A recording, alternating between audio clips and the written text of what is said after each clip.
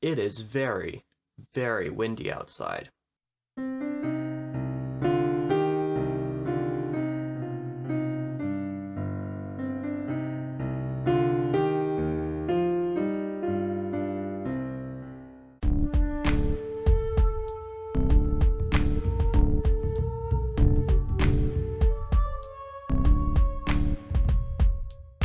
What's going on, everybody, and welcome to another episode of the Book Binge on the King Crusoe YouTube channel. This is episode 2. Last week we went into the books and stuff that I had just finished reading in 2022 and kind of outlined some of the plans for these episodes for the rest of January. As I mentioned in my intro, it is very windy outside, so theoretically, with audio editing in both noise gating and stuff like that, I'm able to cut out all of that nonsense in post so that you're not hearing all of it. But if there's random like gusts and stuff while I'm talking, that might not be able to be cut out properly, so just bear with me for that. I am actually recording my reviews for The Hobbit, Carrie, and The Wrath of Darth Maul all right now at the same time, so hopefully it's not too big of an issue that I have to fix in all 3 videos, but we shall see. In this episode of the Book Binge, we will be reviewing this book, The Hobbit, one of the...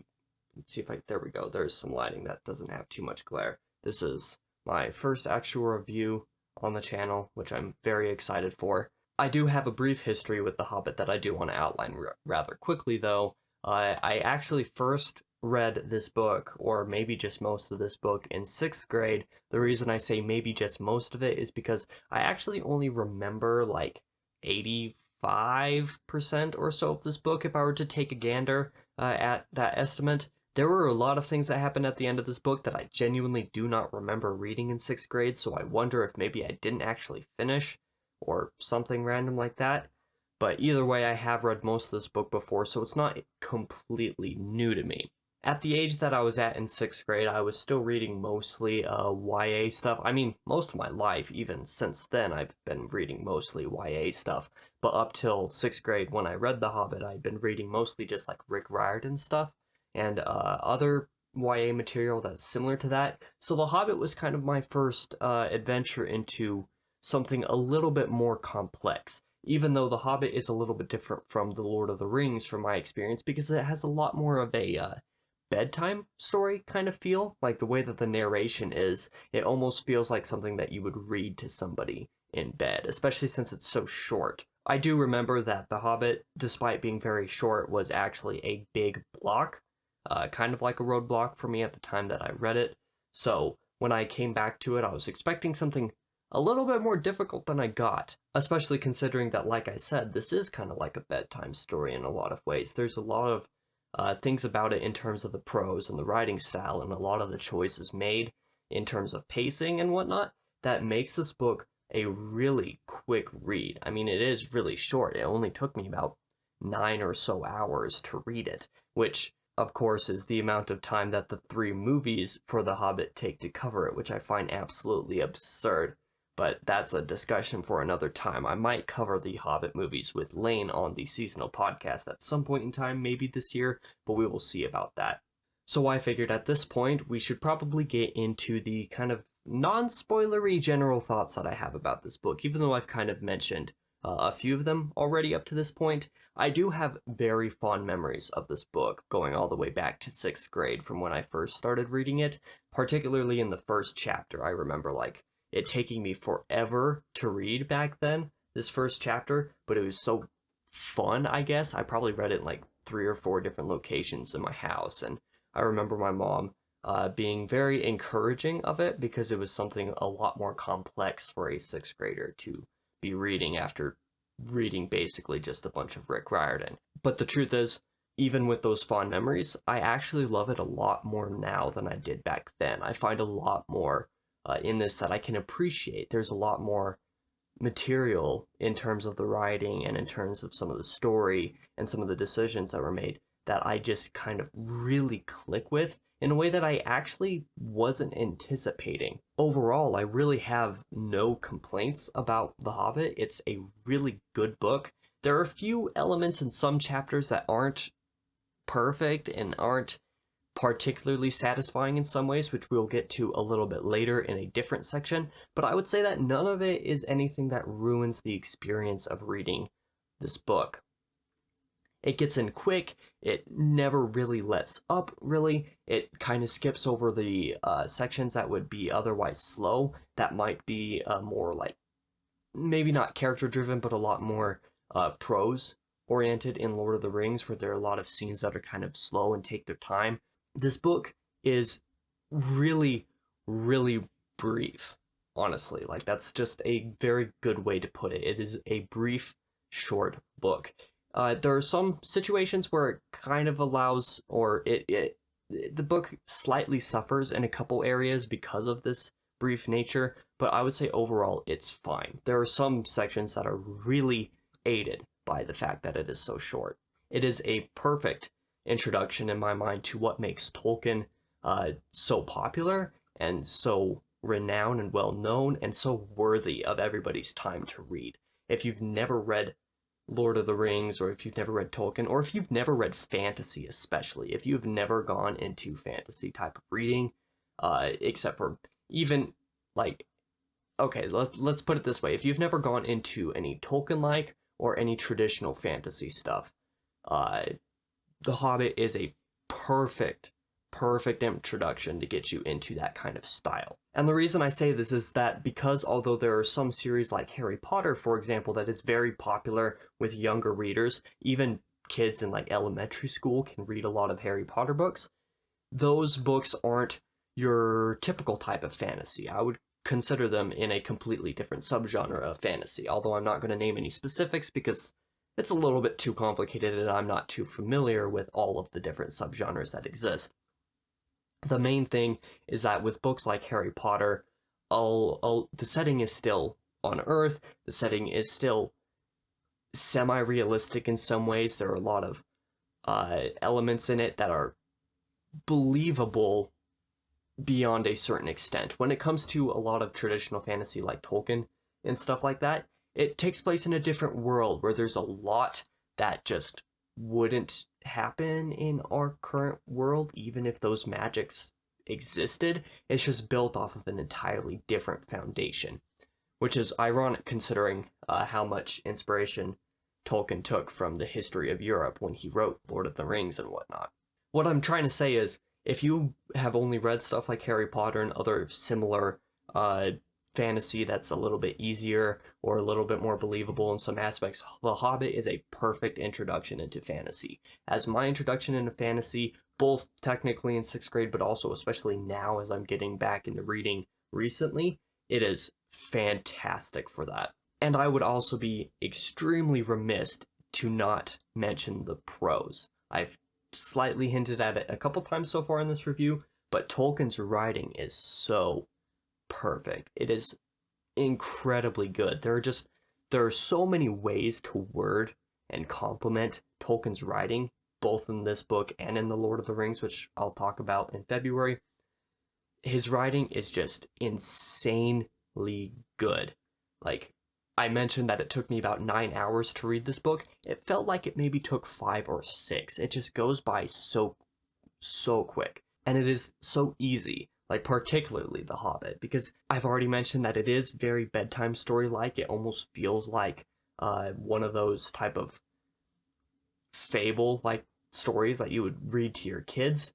And because of that, combining that simplicity with Tolkien's masterful writing is just perfect. Like, there's no other way to put it. It is such a joy to read. It's already short, but it just feels so much quicker than it is. And also consider, when I say that this took me 9 hours to read, that I read super slow. So this is probably something that'll come up in several different reviews that I do over the years, depending on how things go. I only read about 165 to 175 words per minute. Sometimes that'll go closer to 200, depending on if the books that I read are simpler or more fast-paced and I can't, keep my mind off it or something like that. But The Hobbit, I read at about 164 words per minute, which is slow.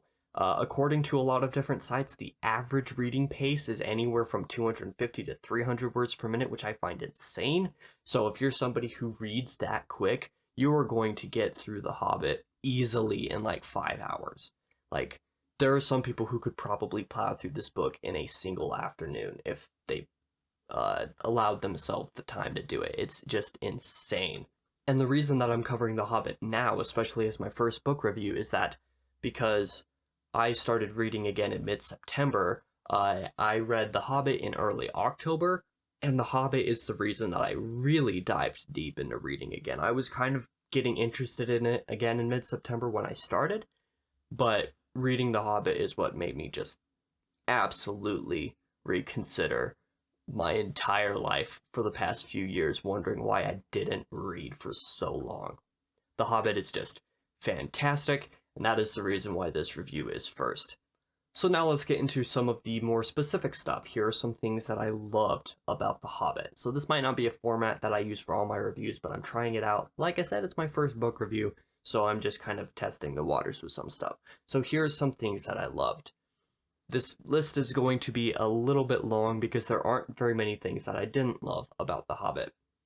So I'm not going to go into any particular order. If you're worried about spoilers, you should be fine. I'm not going to go into details. At least not in this section, I don't think. If there are, I'll warn you and probably put like timestamps. Probably like here or so, depending on where the crop on the video is. I already mentioned how good Tolkien's prose is and how fast this read is. So even though the first chapter is like 30 pages or something like that, it only took me an hour to read. And that's just super quick for a book that, in my copy anyway, is only 300 pages. Like, it is super fast. There's not that much on each page. It's a mass market, so there's really not. Even compared to my copies of The Lord of the Rings, the mass market editions, this does not have that many words on each page. So one of the particular scenes that I loved about this book was in chapter 2 regarding the certain pacing. So I kind of hinted at this earlier in the introduction. The pacing of The Hobbit is incredible. The journey begins quick and it moves super slowly. Like, there's not a whole lot that doesn't happen. So that's kind of a weird way to put it. So let me try to explain a little bit. It's not bogged down in details or pointless babbling. This isn't to suggest in any way that maybe The Lord of the Rings gets bogged down in that, but for younger readers it can sometimes seem like that. There's a lot that happens that doesn't really mean that much in a lot of fantasy stories. The Hobbit doesn't do that. Because it is meant to be more like a bedtime story, it doesn't focus on stuff that a little kid isn't going to care about. So whenever there are points in the journey, especially in chapter 2, where nothing happens, Tolkien just skips through it. He doesn't even mention it. So, although the journey from Bilbo's home in Bag End to, say, where they meet a couple antagonists, I guess I'll put it that way. That's probably the best way that I can put it off the top of my head in the middle of chapter 2. Even though that journey is relatively long and takes over a long piece of writing in Fellowship of the Ring, in The Hobbit, it is a few paragraphs. Relatively speaking, like, it is not that long. So that's something that's really good. The pacing is super quick. If you want to just get in and get out, The Hobbit does that very well. Another thing that I love about this book is that Tolkien's narration is super charming. His prose is great, but the way that he narrates is amazing. The fact that he's technically kind of impersonating Bilbo, narrating as Bilbo in the third person, is just kind of something that works super well for this book. It's really charming, and it's even funny in some instances, because it very much is conducive to that bedtime story quality of the story, because it feels like the narrator is talking to you, which is a very great tonal choice. There are some areas that even switch the what's the word I'm looking for? They switch which person it is set in. So the book overall is in third person, omniscient, like most stories are, generally speaking, but for a couple sentences or phrases, Tolkien will switch to a second person or first person frame of mind, as if he's reading to you, which is very, very charming. It's something that's kind of a little bit weird, thinking about it in some instances, but it works so well. Something else that Tolkien also does super well in The Hobbit is the random mood shifts that occur. There are some chapters that are super cheerful, followed immediately by sections in other chapters that are really dreary or depressing, and then they go right back up to hopeful and whatnot. These shifts in the way that the tone and the mood is set in the book is superb because it means that the book isn't just one note. Like, there's definitely nothing that is one note about this book. It is always fluctuating, and it never feels random. Additionally, the chapter titles are superb. They explain perfectly what is going to happen in the chapter while giving absolutely nothing away. And this is kind of the hint at a very good chapter title. I'm somebody who's not generally a huge fan of having actual worded titles for each chapter. It's something that is much more common in fantasy than a lot of other genres, but it's not something that I've loved a whole lot. But Tolkien has definitely satisfied. Because, for example, if we look into the book and look at some of the chapter titles, there are a couple of these that make absolutely no sense, but then once you read the chapter, they make perfect sense, and you understand why they were called that, and they gave nothing away beforehand, which is perfect. Like, for example, chapter 2 is called Roast Mutton. This means nothing to you until you've read the chapter, but it's so perfect. Another one of these is chapter 9, which is called Barrels Out of Bond. This part of the story that takes place here is very memorable and is an incredibly good sequence, but just reading that chapter title, you have no clue what that means. But when you get to that section of the book, it makes perfect sense. It is amazing how well these chapter titles are formed. It's also kind of crazy how well Tolkien is able to make you feel for the characters. There are plenty of instances where you are super stressed for them and you know that something bad is going to happen, but then Tolkien just kind of snaps you right out of that and makes you understand that there was really nothing to worry about. He does this a lot with kind of like a Deus Ex Machina type of event that usually occurs in those instances, but it's just kind of funny, in a way almost cheesy, but it is definitely really funny the way that Tolkien is able to make you care enough about these characters. And speaking about the character work in The Hobbit is actually surprisingly good. I mean, differentiating between the 13 dwarves when so many of them have such similar names can be really hard, but the truth is that it's not necessarily that important to know who most of them are specifically. Like, you have the ones that are super important. You have Thorin, who is I guess, the head of the party. He's important enough. You know who he is. And then you have like Bomber, who's the really fat one, and you remember who he is because of that. But otherwise, none of the dwarves really have different characteristics enough that make them super memorable because of them. But Tolkien does a surprisingly good job differentiating between them despite this. And going along with the fact that this book is so short, Tolkien does a really good job of introducing and departing with other characters as well. There are no characters that aren't important in some manner to the story that are introduced here. If there is a character that is important, they're named. And if they aren't, they aren't. That's just kind of how it is. This is kind of a particularly great choice for fantasy, especially because there are some series that are known for having hundreds or even thousands of named characters that just, all things considered, like, they just do not matter when they're in and out and then they're never mentioned again, or some are in and out and you feel like they're not important but then they come back later.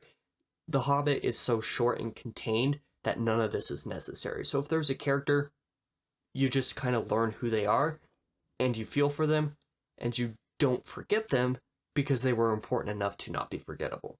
I don't know if that made any sense, but I'm trying. Something else that's particularly special about The Hobbit is the way that the chapters have their own specific identity tonally. This is something that I kind of mentioned earlier with the way that Tolkien does so good with mood shifts between chapters, but it's just the fact that he's able to convey so many different emotions and stuff like that in between different chapters so well. For example, one chapter will be extremely dreary and not necessarily creepy, but like just kind of depressing-ish. And then the next chapter will be super positive and hopeful. And there will sometimes even be sections in between that are like this. For example, the journey that they're taking in chapter 2, the start of it is super happy and cheerful and joyful and all the characters are having a great time. But then in the matter of just a paragraph, Tolkien is able to shift that into something that's much more not fun, much more gloomy, I guess, because it's kind of a storm that occurs. The way that Tolkien is able to shift between chapters and have them have their own identity this way is absolutely phenomenal. And I guess the final thing that I'll put on this list of things that I love about The Hobbit is that the final chapter is so good because it is short, it is quick, it is to the point, has positivity at the end of it, and it is quick to bring a smile to your face despite some of the sorrow that occurred in the previous chapter. So that's just kind of a hint at some of the things that happened there at the end. But there's just a lot of things to love about The Hobbit. So here's some of my final thoughts and wrap up. I absolutely love this book.